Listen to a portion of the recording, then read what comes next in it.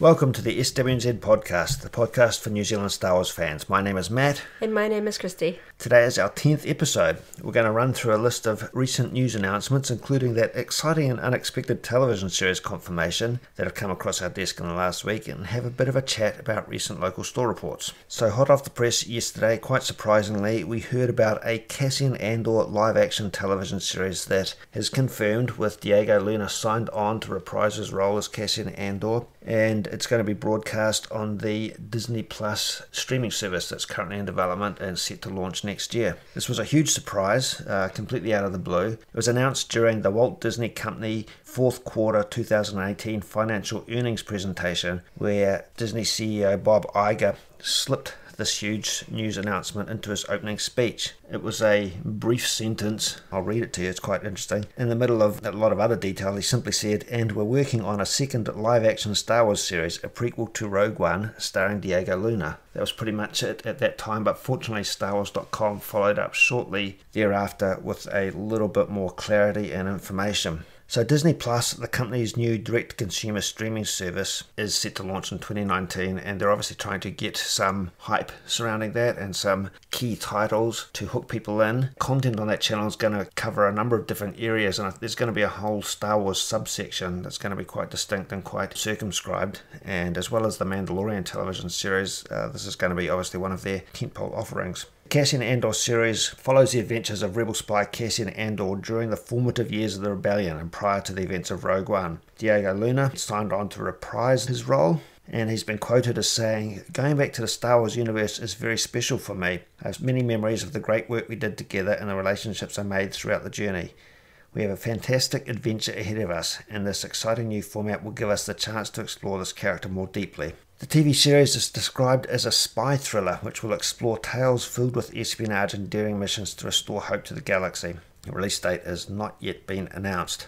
It's interesting that this is all consistent with earlier commentary that came out a few weeks back when Kathleen Kennedy's Lucasfilm contract was extended, and the conversation at that time included the note that the near future of Star Wars lies in television, with Kennedy-led Lucasfilm planning on expanding the universe with new characters in that medium, and this definitely fulfills that brief. This is quite an unexpected announcement, certainly out of the blue, but one that I think is going to be fantastic news for a lot of Star Wars fans. Rogue One certainly did really well with fans, and it's keeping in that original trilogy era without interfering with the continuity or getting too close to the original trilogy saga films with the hero characters like Han Solo and Luke. So putting it prior to Rogue One, we've still got that Empire era with Vader, Palpatine. We know Thrawn is around with his appearance in Rebels. You've got classic stormtroopers, and you've got, on the other side, classic X-Wing pilots. We know we've got Mon Mothma and the Rebels gathering strength. So it's going to be really interesting to see what sort of stories that they're going to show with a kind of a tighter focus on Cassian as like a rebel spy. We know that he had used a sniper rifle in Rogue One, so we kind of see him as a bit of a secret agent, and it'll be really interesting to see how many elements they may bring in from Rogue One.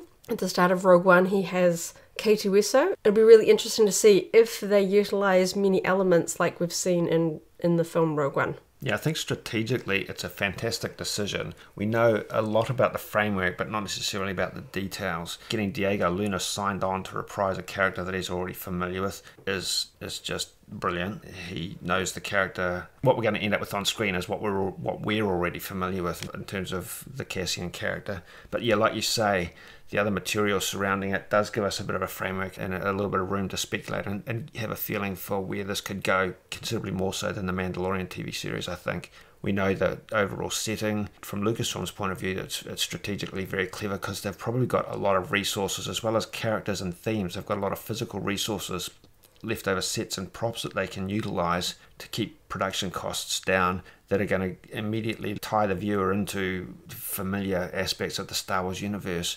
This could very well be set on Yavin, or at least in part. We could potentially see characters that we already know that we saw from Rogue One, like General Draven and General Merrick and Admiral Radis and even General Dodonna, characters that we're familiar with, actors that we're potentially familiar with. If this is set on Yavin or some other similar base, if we see them making use of existing props and even the X-Wing sets that they've got on hand, it's going to be exciting, and it's going to really satisfy a lot of fans of those aspects of the original trilogy and of the Rogue One story. What I've noticed in the Resistance series is that they're not burning all of their cameos and guest roles in one hit. They're sort of cycling through them and using them in 1 or 2 episodes at a time, so we get this continual feel of characters and actors and voice actors and talent that we're familiar with without blowing them all in one hit. And they could well do this with the Cassian Andor series as well. Like if they brought Mon Mothma in just for a brief period, if they brought Jimmy Smits as Bail Organa in just for a brief period, and obviously the big one that's potentially there is Alan Tudyk as K2SO.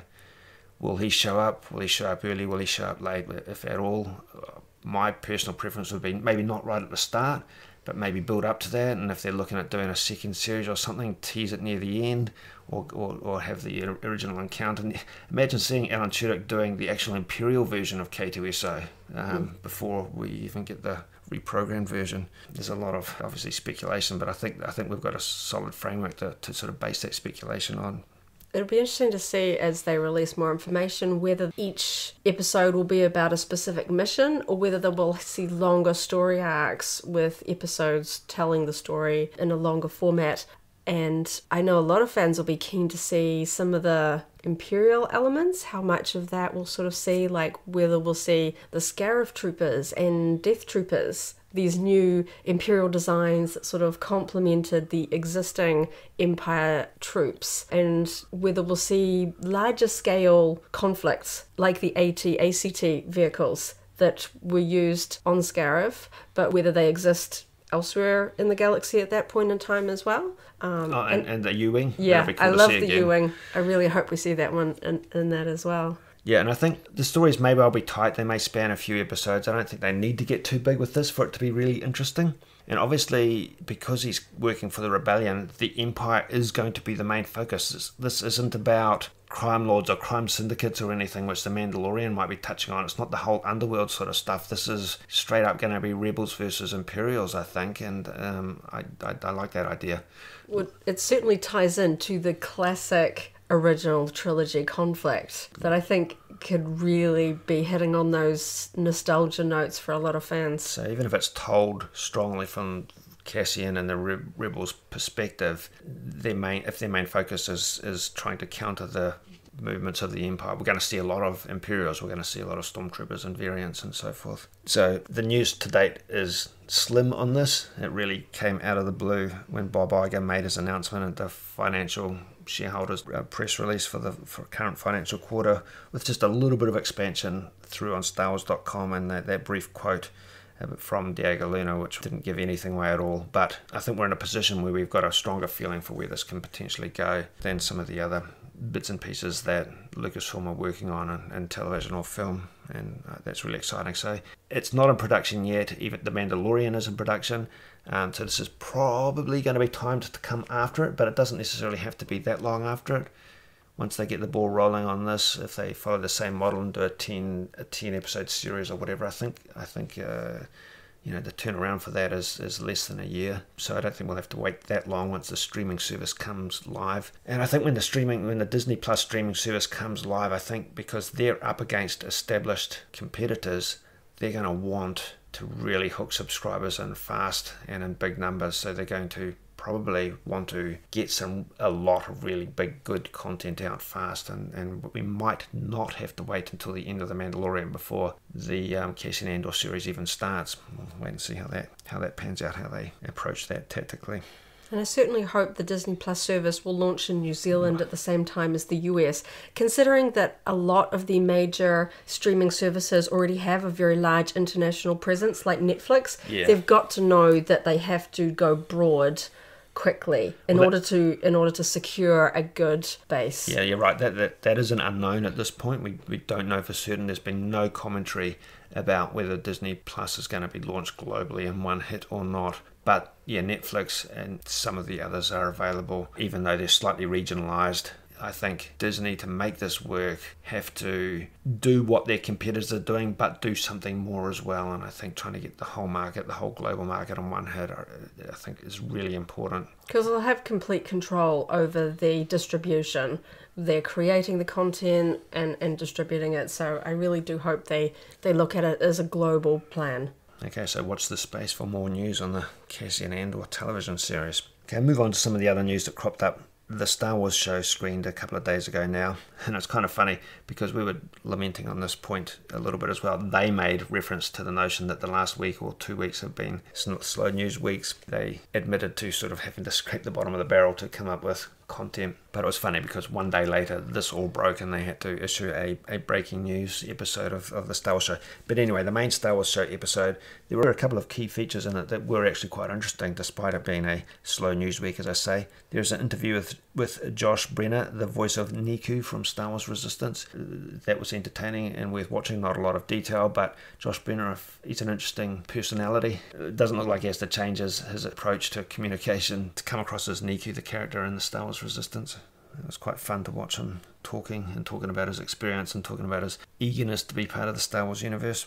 And the other main feature on the Star Wars show that is definitely worth checking out if you're into this sort of thing, and we certainly are, is that they ran through a new display of props from the Star Wars movies that they have set up at Lucasfilm, a series of prompts that they talked about and showed off with quite nice close-up, high-resolution graphics. Blasters from Rogue One, Han Solo's ID card from Solo: A Star Wars Story, Min-Man Stormtrooper helmet. I wish I'd focused on that just a tiny bit more. I love that helmet. Praetorian Guard helmet. They've also got a bunch of the young Jyn Erso toys that were made for Rogue One, including the little wooden Stormtrooper toy that one of the Death Troopers finds. And it's quite neat seeing those closer up. Yeah, they had young Jyn's wooden astromech and her little OPC killer toy. We've seen those some of those in the visual dictionary, but these were quite neat to see in the display cabinet at Lucasfilm. The broken lightsaber from The Last Jedi. That was really neat to see closer up, seeing the two halves of the broken kyber crystal in each half of the lightsaber and seeing all the sort of twisted metal around it. It was really neat to see that closer up. Poe's quadnoculars from The Force Awakens, a Rey's speeder maquette, a lot of the gambling currency from the Sabacc games and Solo: A Star Wars Story. And they even had one of the life-size Porg statues that was sort of a mid-range, not a close-up Porg figure, but one of the ones that was used in the sort of mid-range, not background, and it has the most incredible feather details. It was really neat to see one of those closer up. Yeah, so that was an actual puppet. It wasn't just a static thing. Apparently, it was one that is articulated and it could be used to sort of act on screen. It wasn't a hero close-up one, as you say, but fun to see and bigger than you expect, really. The Star Wars show also wrapped up by just reminding us that the Star Wars Fan Awards voting is currently open. That is open until the 13th of November, so not much longer now. Submissions for this contest were open to New Zealand. We mentioned this last week. They don't have the geographic region that the contestants are from, so we don't actually know if there's any New Zealanders in that finalist. We haven't heard directly. But check those out online on StarWars.com and vote in the different categories for the productions that you would particularly personally enjoy. Store reports. There's been quite a lot of turnover in a number of different retailers, probably because we're building up towards the Christmas season a little bit. So we've seen new things at The Warehouse, Farmers, Mighty Ape, and of course Cotton On, bringing a lot more out, as we've been talking about in the last few weeks. Let's run through some of the highlights. At The Warehouse, from Park Avenue, the Australasian confectionery company that we've seen a lot of over the last few years, there is a new Star Wars ceramic mug and a tin lunchbox, both of which contain marshmallows, both of which feature graphics from Solo: A Star Wars Story, Chewbacca and his Vandor goggles, Range Troopers, Millennium Falcon and so forth. Quite fun products, very cheaply priced, $6 for the ceramic mug and $10 for the tin lunchbox. Fun as collectibles even if you don't intend to use them for their intended purpose. Those are in the Christmas food sections of the Warehouse stores, if you want to check them out in person. 2 new shirts. Star Wars t-shirts at Cotton On, one in the men's section and one in the women's section. The men's one features a Star Wars logo, the women's an exclusive graphic image of vintage C-3PO and R2-D2 action figures. Both are priced at $29.99. A lot of Cotton On products not the garments, but a lot of other Cotton On products are also available at Typo and can be ordered online through their website. They also have the click and collect service, so that if you find something online, can't find it at your local branch, you can purchase it online but pick it up from your local branch. Mighty Ape has a Star Wars day-by-day disc calendar for 2019, priced at $29.99. So that has 365 tearaway pages with Star Wars imagery from the entire franchise on a day-to-day basis, as well as trivia and quotes and so forth. They're always a fairly popular item when they're released. A lot of Star Wars drink bottles at Cotton On, metal drink bottles, 500ml capacity, a lot of different graphic designs. They're actually on sale at the moment, discounted to I think $20 from $29.99, down from $29.99. And plastic drink bottles with 1,000ml capacity, as well as at least one kids design in a slightly smaller 500ml capacity plastic drink bottle. Check them out on the Cotton On website. There's new Star Wars bath sets at Farmers. There is two new items. One is a 4-pack of bath and body wash with different characters on each bottle. First Order Stormtrooper, Kylo Ren, Rey, and BB-8. Each bottle has 75 mils.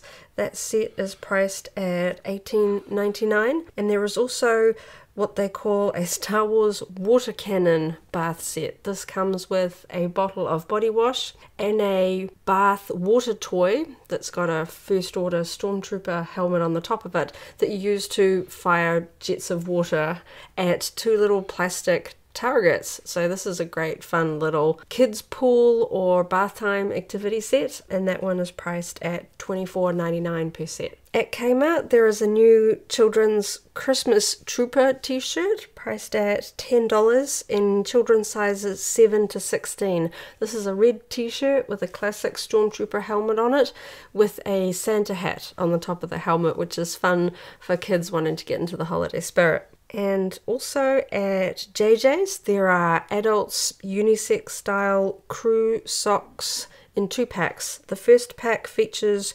Chewbacca, R2-D2 and Porgs, while the second set features Vader and Stormtroopers. These are one size fits most for $15 per pack, and that includes 2 pairs of socks. Quite a wide range of products coming through in the store reports at the moment. Not a lot in terms of action figures, but hopefully something before Christmas. But lots of other things building up to the Christmas season. And also, we're a few weeks away from the American Black Friday season, which a lot of international online retailers tend to celebrate with the Cyber Monday sales around that time, towards the end of November. So we'll definitely be keeping an eye out for any New Zealand retailers that decide to join in with a local Black Friday / Cyber Monday sale promotion. Okay, that's it for store reports, and that's pretty much about it for this week. So I guess we're done doing talking. It's turned from a bit of a quiet news week into a hugely exciting news week with that Cassian Andor news. I think we're both highly motivated to go back and watch Rogue One, a Star Wars story, on home video now, including I want to watch through all of the extras on the DVD set as well. Thank you for listening in. Stay tuned to our website, SWNZ.co.nz, for Star Wars news for New Zealanders, and stay tuned for our next weekly podcast episode. Follow our Facebook page and other social media, and chat with other fans in the Star Wars New Zealand Facebook group. The Star Wars New Zealand Facebook group has just broken through the 1,000 member milestone, so there's a good community of local Star Wars fans that you can interact with and share your fandom and hobbies related to Star Wars. Thank you for listening. May the Force be with you. If you enjoyed today's podcast, go ahead and like the video, check out the SWNZ Podcast playlist for our other episodes, and subscribe for alerts about new episodes. See you next time.